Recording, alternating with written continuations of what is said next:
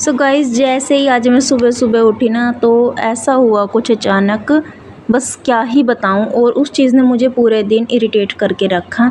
तो चलिए व्लॉग शुरू करते हैं। मॉर्निंग के 4 बजे से लाइट नहीं है और आगे बताती हूँ क्या हुआ मेरे साथ। इतना डिप्रेस्ड मतलब कोई कैसे हो सकता है बिना किसी रीज़न के, बिना किसी के कुछ कहे, बिना किसी के लड़ाई झगड़े के।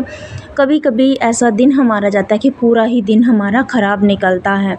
तो गाइज़, लाइट नहीं थी, मैं यहाँ पे सब्ज़ी काटने लग गई। वरना अगर लाइट होती तो मैं पानी की मोटर चलाती, पानी आ जाता तो फिर कपड़ों में मशीन लगाती। शुक्रवार का दिन है और बाकी काम करती, वही झाड़ू पोछा। तो गाइस, उसके बाद ना फिर आज बच्चों की छुट्टी थी, स्कूल में कोई मतलब कुछ काम था, इसलिए प्रिंसिपल ने छुट्टी कर दी। तो आर्या भी यहीं पे आ गई थी खेलने। तो गाइस, बच्चे खेल रहे थे और मैंने सब्ज़ी कट करके रखी थी। उसके बाद मैं नहा के आ गई ना, तो मैंने कद्दू की सब्ज़ी जो है काटी थी। अभी इसमें मैं तड़का लगाती हूँ। सो गाइज़, पूरा दिन इरिटेट। और बात थी शादी के टाइम की। जब मेरी शादी हुई तब जब हम नई फैमिली में आते हैं तो एडजस्ट करने में थोड़ा टाइम तो लगता ही है।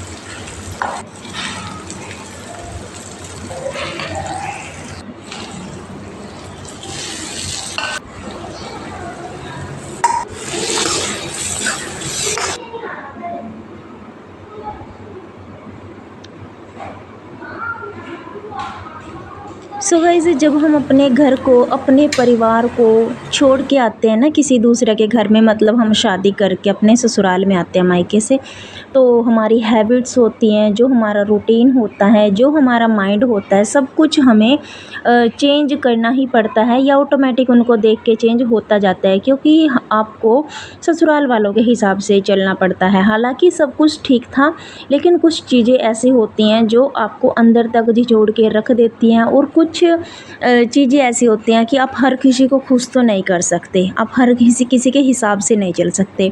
ज़्यादा से ज़्यादा आप अपने हस्बैंड के हिसाब से चलोगे, उसकी ज़रूरतों का ख्याल रखोगे।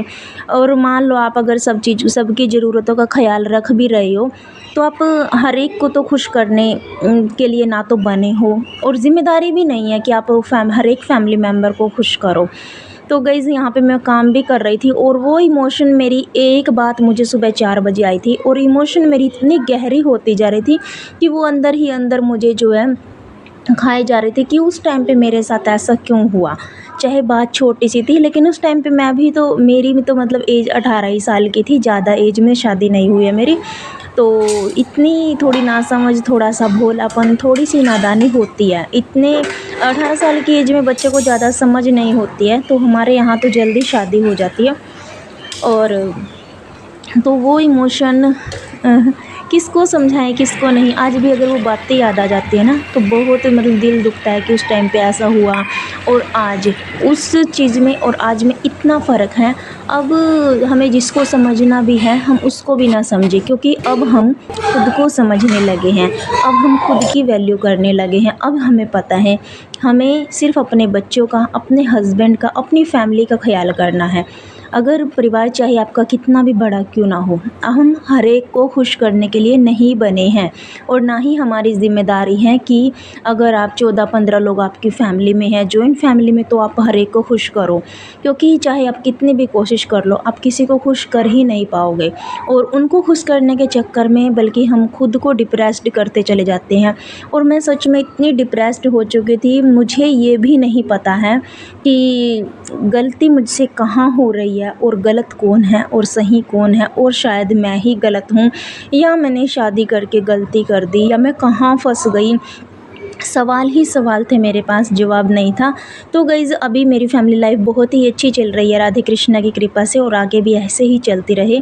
तो रिश्तों को समझने में हमें थोड़ा सा टाइम लगता ही है, लेकिन आपके साथ जो कुछ बीतता है वो तो हमें लाइफ में पूरी ज़िंदगी याद रहता ही है कि उस टाइम पे हाँ इतना जैसे मेरा मतलब पागल बनाया गया है।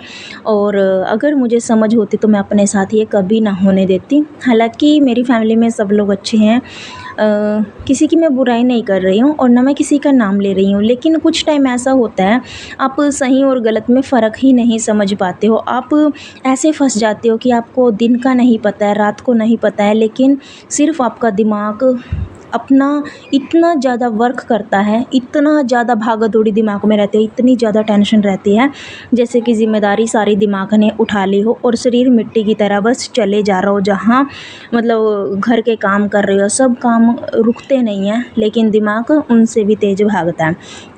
तो गाइज़ मेरा मतलब खाना आधा बन चुका था, सब्ज़ी मैंने बना ली थी, अभी रोटियां बनानी बाकी थी और मैंने पूजा भी कर ली थी। और पूजा करते टाइम भी जो मुझे 15-20 मिनट 25 मिनट मेरा लगता है, नाम जाप मेरा कंप्लीट हो चुका था, पर मेरा मन जो है शांत नहीं हुआ था गाइज़।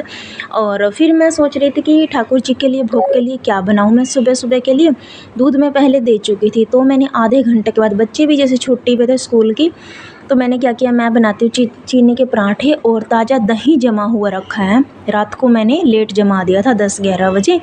तो मैं चीनी के पराठे और दही के साथ ठाकुर जी को, अपनी लाडली जी को भोग लगा देती हूँ। फिर गाइज़ मैंने सोचा चलिए कुछ मीठा अपने ठाकुर जी को भोग लगा देते हैं। काफ़ी मैंने कोशिश करी कि मैं उस चीज़ को भूल पाऊँ, और जो पिछली बातें उनको याद करने से भी कोई फ़ायदा नहीं है, जब अब सब कुछ चल रहा है लाइफ में अच्छा, लेकिन जब वो बात आपको याद आ जाती है तो अंदर तक वो चीज़ आपको खाती रहती है। और अभी गाइस मुझे पूरे 3 घंटे उठे हुए हो चुके हैं, 4 से लेके लगभग 7 साढ़े 7 का टाइम है, लेकिन इमोशन मेरे अंदर से बाहर निकला ही नहीं था।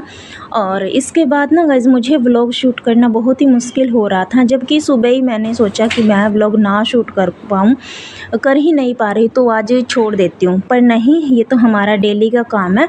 और फिर मैंने सोचा चलो आज का जो इमोशन है वो क्यों छिपाया जाए, उसको भी चैनल पर डाला ही जाए। न जाने कितनी हाउसवाइफ ऐसी है जिसके दिमाग में मतलब आज उसकी फैमिली लाइफ अच्छी चल रही है, लेकिन वो इमोशन न जाने उसको कब याद आ जाती है, शादी के 5 साल के बाद, 10 के बाद, 15 बाद। और अभी मेरी को 15 साल हो चुके, 15वां है, लेकिन मुझे नहीं कितना याद आ जाता है। मैं यहाँ बात की बात नहीं हूँ, किसी समझ की बात नहीं कर, लेकिन काफ़ी मतलब स्ट्रगल झेलना ही पड़ता है लाइफ में हाउसवाइफ को, जब आप शादी करके नए घर में आते हो। और अगर आपको अच्छी फैमिली मिल जाती है फिर आप लकी हो, लेकिन थोड़ा रूटीन तो आपका चेंज होता ही है। तो गाइज़ यहाँ पे फिर मैंने किचन को भी क्लीन कर दिया था, और जो बर्तन थे साथ के साथ उनको मैं उनकी जगह पर मैंने लगा दिया था। और ये ताज़ा जमा हुआ दही रखा था, अभी इसको फ्रिज में रखना है थोड़ा सा स्पेस खाली करके।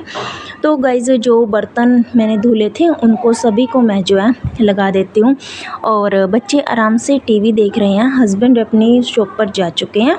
और ये लोहे के बर्तन है ना गाइज़, जैसे ही धो के रखो ना इनको, तो मतलब तुरंत इनको तो हटाना ही पड़ता है। और ये अपने आप रखे रखे पीला पीला जैसे जंग इसमें हो जाता है, हर बार इनको धो के यूज़ करना पड़ता है। जैसे कितना ही धो के मांज के रख दो फिर भी धो के यूज़ करना पड़ता है। तो गाइस लोहे के जो बर्तन होते हैं ना, बड़ी मतलब जितनी यूज़ मतलब फ़ायदे हैं ना, जिनमें खून की कमी होती है, उतने इसके नुकसान भी है। सब्ज़ी ख़राब हो जाती है लोहे की कढ़ाई में, और कलर जैसे ग्रीन ग्रीन वो छोड़ने लगता है। इसलिए तुरंत से सब्ज़ी निकाल के मैंने, ठंडी हो गई थी ना, तो मैंने फ्रिज में रख दी। और अब जो ताज़ा जमी हुई दही रखी थी उसको भी मैं फ्रिज में रख देती हूँ। किचन क्लीन हो चुका है, झाड़ू पोछा मैंने सुबह ही कर लिया था। पानी अभी तक आज मोटर ने नहीं उठाया है, तो इसके बाद मैंने गाइस व्लॉग कोई भी शूट नहीं किया। और बस एक ऐसा ही इमोशन था। अच्छा कमेंट करके बताना आप सबकी शादी को कितने साल हो चुके हैं, और कितनी बार न जाने कोई एक ऐसी बात होती है जो न जाने कब 10 दिन में, 15 दिन में, महीने में, महीने या ज़्यादा टाइम में आपको याद आती ही रहती है, बार बार याद आती रहती है। अच्छा आज मैं आपको अपने मंदिर के दर्शन कराना भूल गई थी, तो मेरे ठाकुर ठाकुरानी जी के दर्शन कीजिए। मिलते हैं नेक्स्ट वीडियो में, बाय बाय, राधे राधे।